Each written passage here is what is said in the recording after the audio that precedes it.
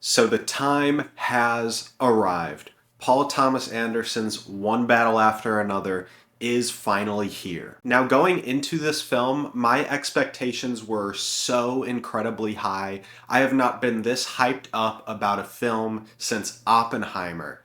And now, since I've seen it, I gotta say, PTA did it again, baby. Now, this film follows Bob Ferguson, a former member of a left wing revolutionary group called the French 75, and his daughter Willa, who are being hunted down by Colonel Stephen Lockjaw and the military. Now, this is a very politically charged film, as you can probably infer from that very basic plot synopsis.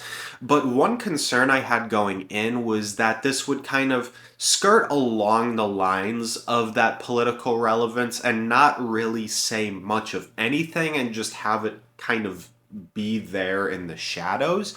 But if you have that concern like I did, you don't have to worry about a thing. You can put those worries to bed. PTA does not shy away from anything in this film, from right-wing conspiracy groups to racism, fascistic violence from the police and military, immigration. It's all there, and he tackles it all very, very well. Right from the jump, PTA throws you into conflict here with these groups, right into battle.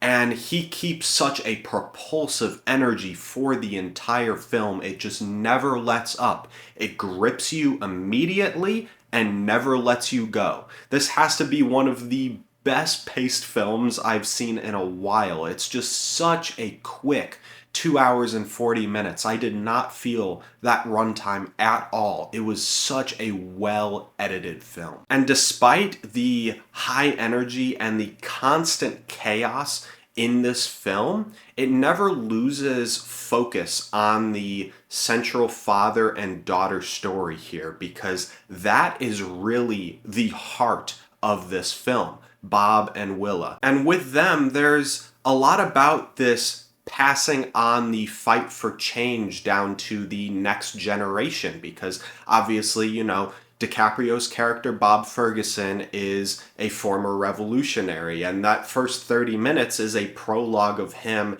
in the French 75, but eventually that fight gets passed down to his daughter, and it's really interesting how this movie's showing that there's a constant need for change. There's always going to be another battle, another cause to fight for, and to see how that fight goes from Bob's fight to Willa's fight is really fascinating to see. And in my opinion, that's probably the best part about the movie, just everything with Bob and Willa, because don't get me wrong, you're having a blast watching all of the action unfold on screen. There's so much comedy in here to laugh at as well. But at the center of it is that father and daughter story. You are so emotionally invested in Bob and Willa's characters, and they are played so well by Leonardo DiCaprio and Chase Infinity. DiCaprio's performance here is probably my favorite of his since The Wolf of Wall Street. He's just doing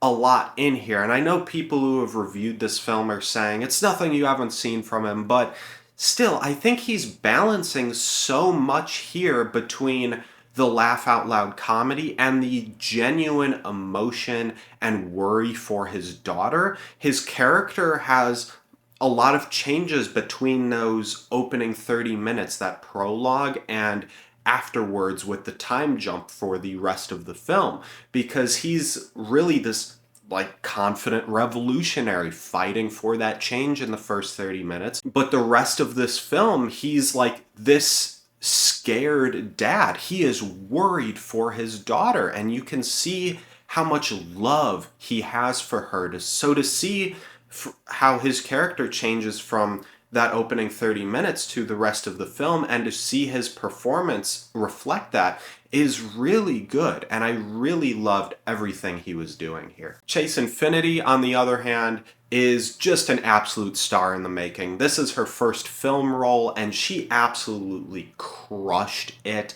She is holding her own against all these veteran actors here who are giving great performances in their own right. And some of the stuff she does in the third act is just some of the best acting in the film from anyone.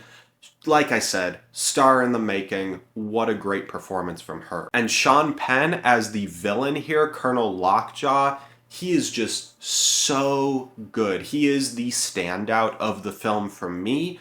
He is able to craft such a despicable and hateable villain who can be so terrifying, but at the same time, he has such a patheticness to him. And it can be really funny at times, it can be really gross at times. Everything Penn does here is great. I'm not the biggest Sean Penn fan. I don't like either of his lead acting Oscar wins. Everything he does in this film far outdoes those performances, in my opinion. This is probably my favorite performance I've seen from Sean Penn. And it should go without saying that Jonny Greenwood's score for this film is, of course, excellent.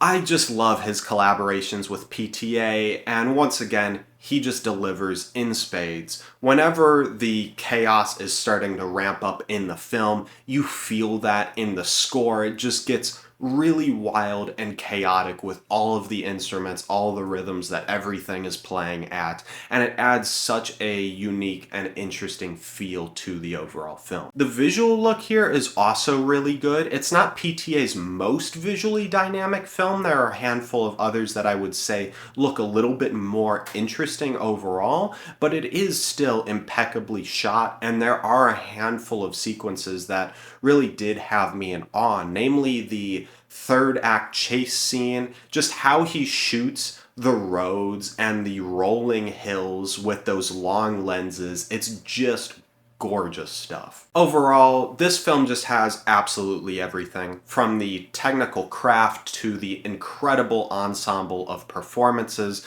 to PTA's storytelling and direction. It's funny, it's thrilling, it's emotional, and it'll make you leave the theater in awe of how damn good the movie you just saw was. With everything PTA tackles in here, it is pretty easy to say that this film is one of the defining films of our times and of the 2020s, and it should be no surprise that I would give One Battle After Another 5 stars. You know, it's funny giving this film that rating because I don't even know where it would fall in my ranking of PTA's filmography. He just has so many good movies. Does this even get into the top 3? Where does it fall?